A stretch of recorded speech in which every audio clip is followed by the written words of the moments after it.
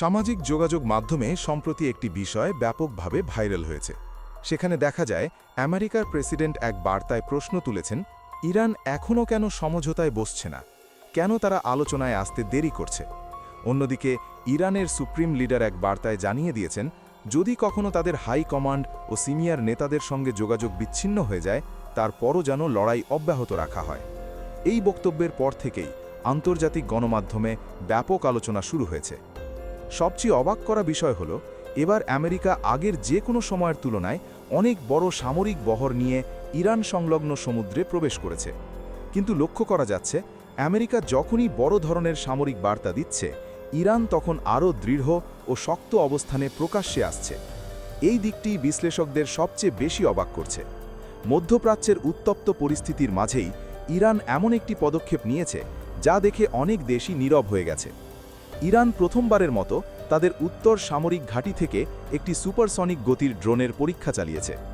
বিশ্ব আগে থেকেই ইরানের ড্রোন প্রকল্প সম্পর্কে অবগত।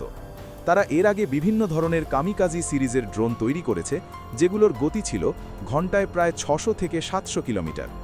মাসখানেক আগে তারা নতুন আরেকটি উন্নত ড্রোন সিরিজ সামনে আনে, যেগুলোর গতি বিভিন্ন প্রতিবেদনে ঘন্টায় প্রায় 1200 কিলোমিটার পর্যন্ত বলা হয়েছে।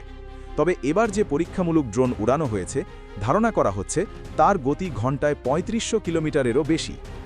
প্রথম ফ্লাইটের ভিডিও প্রকাশের পর থেকেই অনেক বিশেষজ্ঞের মধ্যে সন্দেহ তৈরি হয়েছে, ইরান কি সত্যিই নিজস্ব প্রযুক্তিতে এত দ্রুতগতির ড্রোন তৈরি করতে পেরেছে। কারণ এ ধরনের প্রযুক্তি শুধু অর্থ দিয়ে সম্ভব নয়, এর জন্য দরকার দীর্ঘমেয়াদী গবেষণা, উন্নত উপাদান, সুপারসনিক সহনশীল ধাতু এবং বিশেষভাবে নকশা করা ইঞ্জিন। বিশেষ করে এই ড্রোনের ইঞ্জিন নিয়ে আন্তর্জাতিক পর্যায়ে আলোচনা চলছে। কিছু বিশ্লেষক মনে করছেন, এর পিছনে রাশিয়ার প্রযুক্তিগত সহায়তা থাকতে পারে। কারণ রাশিয়া দীর্ঘদিন ধরে দ্রুতগতির মিসাইল ও সুপারসনিক ইঞ্জিন প্রযুক্তিতে অগ্রগামী। অনেকেই ধারণা করছেন, ইরান হয়তো তাদের মিসাইল প্রযুক্তির ইঞ্জিন ড্রোনে ব্যবহার শুরু করেছে, যার ফলেই এমন উচ্চ গতি সম্ভব হয়েছে। ধারণা করা হচ্ছে, এই ড্রোন একসাথে 400 থেকে 500 কেজি পর্যন্ত মিসাইল বা গাইডেড বোমা বহন করতে সক্ষম।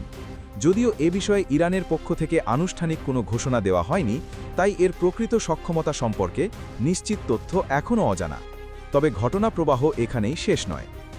চলমান উত্তেজনার মাঝেই ইরান তাদের কমিউনিকেশন স্যাটেলাইট পার্স-3 মহাকাশে উৎক্ষেপণ করেছে। এই পদক্ষেপের পর থেকেই পুরো মধ্যপ্রাচ্য নতুন করে আলোচনায় সরব হয়েছে। বিভিন্ন প্রতিবেদনে বলা হচ্ছে, পার্স-3 কোনো সাধারণ স্যাটেলাইট নয়। এর প্রধান উদ্দেশ্য হল ইরানের প্রতিটি মিসাইল, ড্রোন, যুদ্ধবিমান এবং আকাশে থাকা সামরিক প্ল্যাটফর্মের যোগাযোগ ব্যবস্থা নিরবিচ্ছিন্ন রাখা। এই উৎক্ষেপণের মাধ্যমে ইরান স্পষ্ট বার্তা দিয়েছে যে তাদের কমিউনিকেশন সিস্টেমের জন্য তারা অন্য কোনো দেশের ওপর নির্ভরশীল নয়।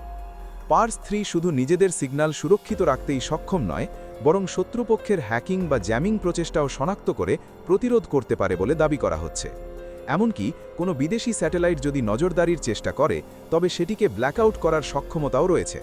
ফলে তাদের পর্যবেক্ষণে অন্ধকার ছাড়া কিছুই দেখা যাবে না বলে ধারণা করা হচ্ছে।